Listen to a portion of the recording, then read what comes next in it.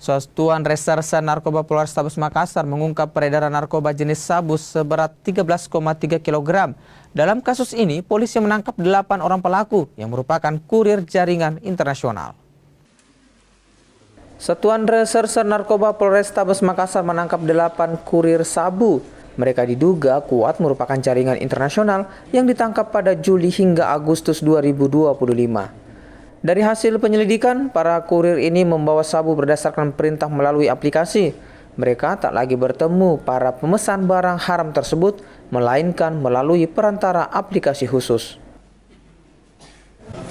Kalau sabu dari Cina, tapi biasanya masuknya di Kalimantan, terus dengan jalur laut masuk ke Makassar, Sulawesi.